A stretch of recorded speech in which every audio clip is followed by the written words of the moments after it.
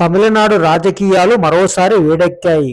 ప్రతిపక్ష నేత ఉదయనిధి స్టాలిన్ అరెస్టు ఇప్పుడు కొత్త మలుపు తిరిగింది. విడుదలైన వెంటనే ఆయన ప్రభుత్వంపై తీవ్ర ఆరోపణలు చేశారు. నా ప్రసంగాన్ని కట్ చేశారు, కాపీ చేశారు, పేస్ట్ చేశారు, అసలు అర్థాన్నే మార్చేశారు అంటూ మండిపడ్డారు.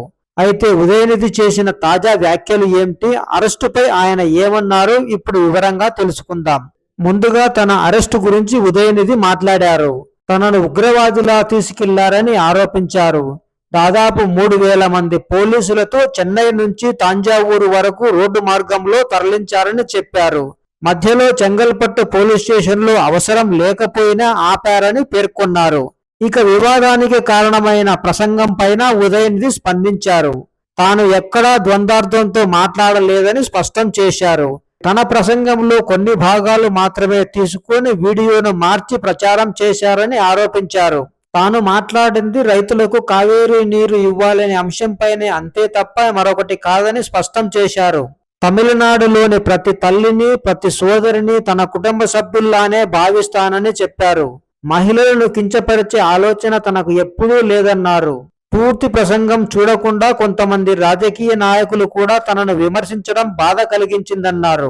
అయితే ఇది కేవలం ఒక కేసు కాదని ప్రభుత్వ వ్యూహమని ఉదయనిధి ఆరోపించారు. రైతుల సమస్యల నుంచి ప్రజల దృష్టి మరల్చేందుకే ఈ వ్యవహారం సృష్టించారని చెప్పారు. అసెంబ్లీ సమావేశాలకు ముందు ప్రతిపక్షాన్ని ఒత్తిడికి గురి చేయడమే ప్రధాన ఉద్దేశమని విమర్శించారు. తన ప్రసంగం మొత్తం కావేరీ జలాల గురించేనని ఉదయనిధి చెప్పారు. కర్ణాటక నుంచి తమిళనాడుకు రావాల్సిన నీటిని ప్రభుత్వం సాధించలేకపోయిందని ఆరోపించారు. మేకేదాటు ప్రాజెక్టును అడ్డుకోవడంలో కూడా ప్రభుత్వం విఫలమైందన్నారు. ఇంకా ప్రస్తుత ప్రభుత్వంపై కూడా తీవ్ర వ్యాఖ్యలు చేశారు. పాలన కంటే ఫోటో సెషన్లు, సోషల్ మీడియా ప్రచారానికే ఎక్కువ ప్రాధాన్యం ఇస్తోందని విమర్శించారు. ఇదిలా ఉండగా తప్పుడు కేసులకు తాను భయపడనని ఉదయనిధి స్పష్టం చేశారు. చట్టపరంగానే ఈ వ్యవహారాన్ని ఎదుర్కొంటానన్నారు. రైతుల కోసం మరో 100 సార్లైనా మాట్లాడతానని ప్రకటించారు. తన అరెస్టుకు వ్యతిరేకంగా నిరసన తెలిపిన డీఎంకే కార్యకర్తలకు, కూటమి నాయకులకు ఉదయనిధి కృతజ్ఞతలు తెలిపారు. అదుపులోకి తీసుకున్న వారిని వెంటనే విడుదల చేయాలని డిమాండ్ చేశారు. మొత్తానికి ఉదయనిధి స్టాలిన్ అరెస్టు తమిళనాడు రాజకీయాల్లో మరోసారి తీవ్ర చర్చకు దారితీసింది.